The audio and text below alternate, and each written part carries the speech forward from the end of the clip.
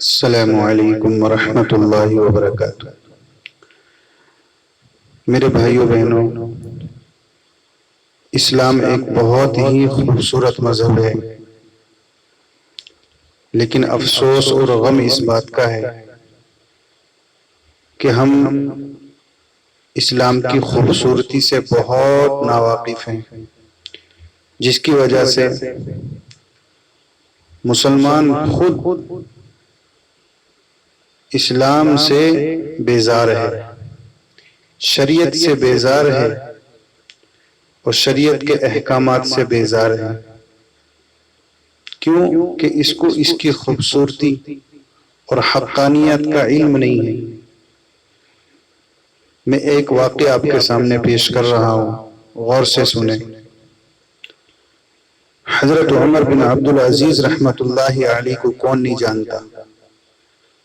ان کا انصاف ایسا تھا کہ ان کے زمانے کے اندر کوئی ظالم نہیں بچا اور کوئی مظلوم بھی نہیں بچا اور کوئی غریب بھی نہیں بچا، کوئی زکوٰۃ لینے والا تک نہ بچا۔ ایسا انصاف انہوں نے قائم کیا۔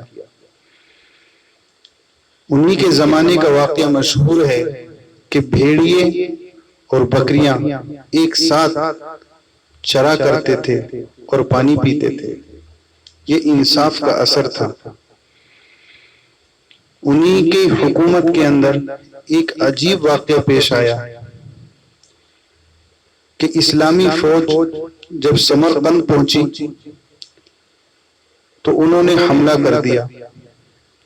سمرقند کے اندر عیسائی حکومت تھی، کرسچنز کی حکومتیں تھیں،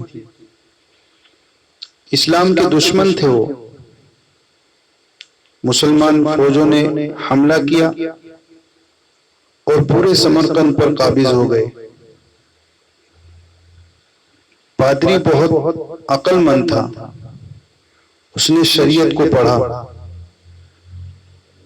اور اس نے دیکھا کہ شریعت کا یہ حکم ہے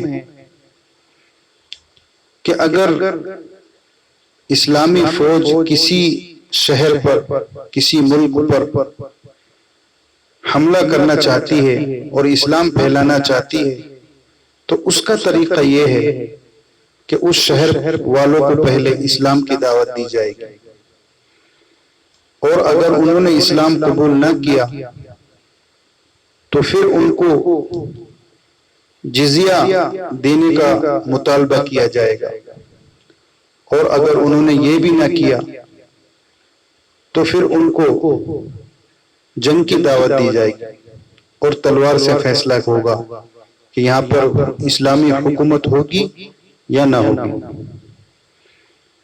پادری نے یہ پڑھا کہ شریعت تو یہ کہتی ہے اور ان مسلمانوں نے ہمیں نہ تو اسلام کی دعوت دی نہ ہم سے جزیے کا مطالبہ کیا، لہٰذا انہوں نے، اس پادری نے حضرت عمر بن عبدالعزیز رحمۃ اللہ علیہ کو ایک خط لکھا۔ اس وقت دارالخلافہ دمشق میں تھا۔ ایک قاصد کو روانہ کیا۔ قاصد آیا خط لے کر، لوگوں سے پوچھا کہ آپ کے بادشاہ کا گھر کدھر ہے؟ لوگوں نے بتایا۔ جب وہ قاصد پہنچا تو گھر کی یہ حالت تھی کہ ایک شخص سیڑھی پر کھڑا ہوا اپنی دیوار کو صحیح کر رہا ہے، اور ایک عورت نیچے سے گارا اس کو دے رہی ہے اور وہ اپنی دیوار پر لیپ رہا ہے۔ وہ قاصد سمجھا کہ انہوں نے غلط مجھے ایڈریس بتایا، واپس آیا، پھر لوگوں سے پوچھا کہ تم نے غلط ایڈریس مجھے دیا۔ لوگوں نے بتایا کہ وہی گھر ہے ہمارے بادشاہ کا، حضرت عمر بن عبدالعزیز رحمۃ اللہ علیہ کا۔ وہ پھر آیا، دروازہ بند تھا، دروازہ کھٹکھٹایا تو وہی شخص باہر آیا جس کو اپنی دیوار صحیح کرتے ہوئے دیکھا تھا۔ اس نے کہا کہ میں سمرقند سے آیا ہوں اور قاصد بن کر آیا ہوں، آپ کے لیے پیغام ہے۔ حضرت عمر بن عبدالعزیز رحمۃ اللہ علیہ نے وہ خط پڑھا۔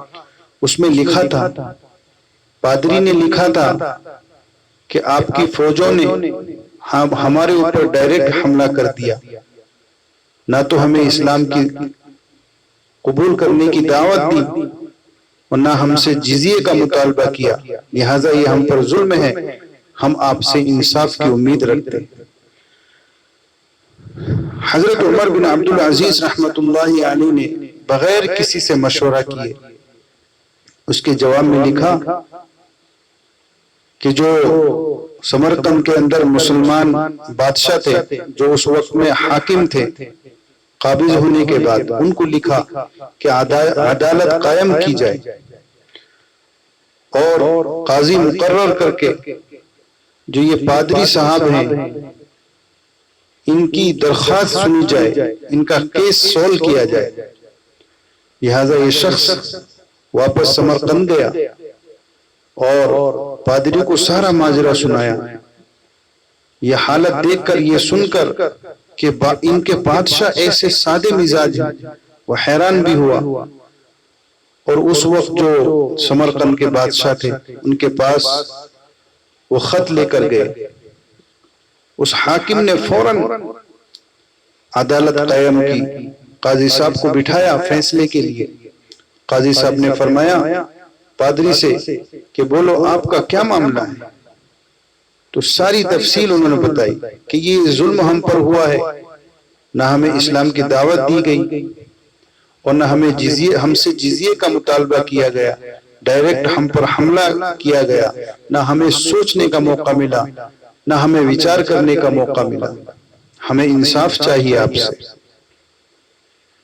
قاضی صاحب نے جو شہر کے حاکم تھے ان سے پھر مطالبہ کیا کہ آپ اپنی صفائی میں کیا کہنا چاہتے ہیں؟ انہوں نے کہا کہ قاضی صاحب ہمیں پتا تھا پہلے سے ہی کہ یہ لوگ نہ تو اسلام قبول کریں گے اور نہ جزیہ دیں گے، اس لیے ہم نے موقع دیکھ کر ان پر حملہ کر دیا۔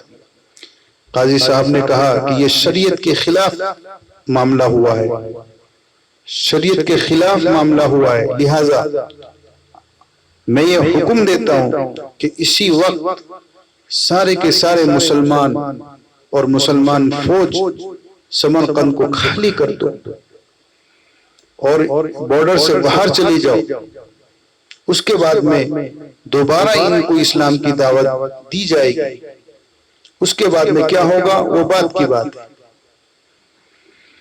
میرے بھائیوں بہنوں، سارے عیسائی اور بڑا پادری اس فیصلے کو سن کر دنگ ہو گیا کہ یہ کیسا مذہب ہے، کیسا اسلام ہے کہ انہوں نے اپنے ہی مسلمانوں کے خلاف حق پر فیصلہ دے دیا۔ یہ کتنا پیارا مذہب ہے۔ لہذا اس حکم کو صادر ہوتے ہی حاکم نے کہہ دیا کہ ٹھیک ہے، جو شریعت کا حکم ہے ہم ہماری سر آنکھوں سے اوپر ہے۔ حکم کیا گیا کہ مسلمان سارے کے سارے سمرقند کو خالی کر دو۔ حالانکہ لڑکے وہ قبضہ کیا ہوا تھا، کہیں جانیں اس میں قربان ہو گئی تھی، لیکن پھر بھی شریعت ان کو اتنی محبوب تھی کہ سارا سمرقند خالی ہو گیا اور باہر چلے گئے، ایک میدان میں پڑاؤ ڈالا۔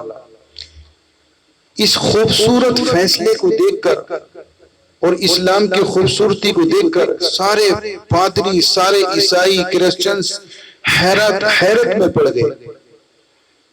اور خدا کی قسم یہ کوئی قصہ اور کہانی نہیں ہے، اسی وقت وہ بڑا پادری جو چرچ میں رہتا تھا سارے عیسائیوں کو لے کر آیا مسلمانوں کے پاس اور اس نے کہا کہ ہم اسلام قبول کرنا چاہتے ہیں، اور پڑھا لا الہ الا اللہ محمد رسول اللہ۔